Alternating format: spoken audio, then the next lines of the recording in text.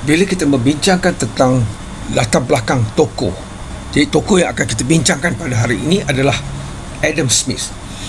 Jadi sebelum kita dapat menghuraikan dari segi sumbangan dan sebagainya, kita perlu memahami dulu apa dia yang dikatakan sebagai latar belakang tokoh, dari segi latar belakang pendidikannya, latar belakang keluarganya, kejayaannya dan sebagainya. Jadi yang pertama kita lihat dari segi Adam Smith ni adalah seorang yang dikatakan sebagai pakar ekonomi.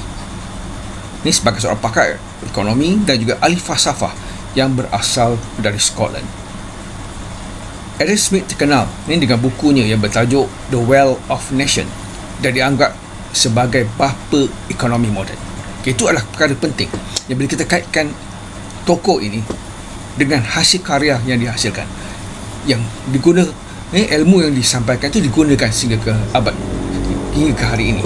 Iaitu semua penting, utamanya pada abad ke-18 dan abad ke-19, di mana idea-idea Adam Smith berkaitan dengan ekonomi itu merupakan sesuatu yang baru dan sesuatu yang mengubah kefahaman masyarakat Eropah pada waktu itu berkaitan dengan ekonomi yang baik, negara yang bagus, yang menyumbang kepada kemajuan negara. Yang kedua dari segi latar belakang, beliau dilahirkan di Kirkcaldy, iaitu di sebuah tempat nama Fife di Scotland, dan di mana beliau mendapat pendidikan di Berks School di Kirkcaldy dan seterusnya di University Glasgow. Dan beliau merupakan membuat pengkhususan dalam bidang falsafah moral, dan seterusnya pada tahun 1740 beliau telah memasuki College Balliol di University Oxford pada waktu itu. Jadi ini adalah segi latar belakang tokoh ini sebelum dia menjadi seorang tokoh ekonomi yang terkenal.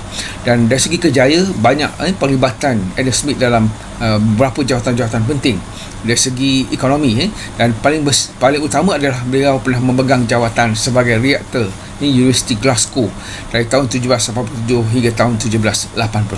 Ini antara latar belakang tokoh yang kita bincangkan pada hari ini, iaitu Adam Smith, untuk membolehkan kita memberikan satu ulasan berkaitan dengan sumbangan tokoh ini kepada perkembangan ekonomi pada abad ke-18 dan abad ke-19. Dari segi latar belakang juga merupakan pengasas kepada disiplin ekonomi moden. Beliau telah memperkenalkan teori seseorang individu boleh membina kehidupan bermoral dan berekonomi tanpa memerlu bimbingan ataupun arahan daripada kerajaan ataupun negara. Itu antara teori penting yang dikemukakan oleh Adam Smith. Beliau juga percaya bahawa kerajaan cuma mempunyai 3 fungsi utama, iaitu melindungi rakyat daripada penaklukan tentera.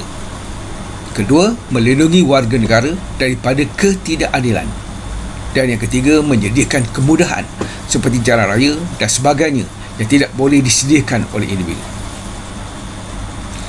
Kalau kita lihat tokoh ini, Adam Smith telah berjaya memberi sumbangan dalam bidang ekonomi moden yang diguna pakai sehinggalah ke hari ini, dan doktrin yang diketengahkan beliau sesuai bagi menguruskan sebuah ekonomi negara. Itu antara perkara penting yang boleh kita kaitkan dengan tokoh ini.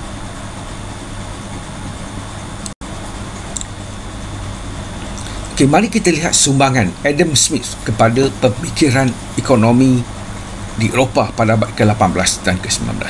Jadi sumbangan pertama beliau adalah beliau merupakan pengasas kepada disiplin ekonomi moden, di mana beliau telah memperkenalkan satu teori yang mengatakan bahawa seseorang individu boleh membina kehidupan bermoral dan berekonomi tanpa bimbingan ataupun arahan daripada negara, iaitu kerajaan.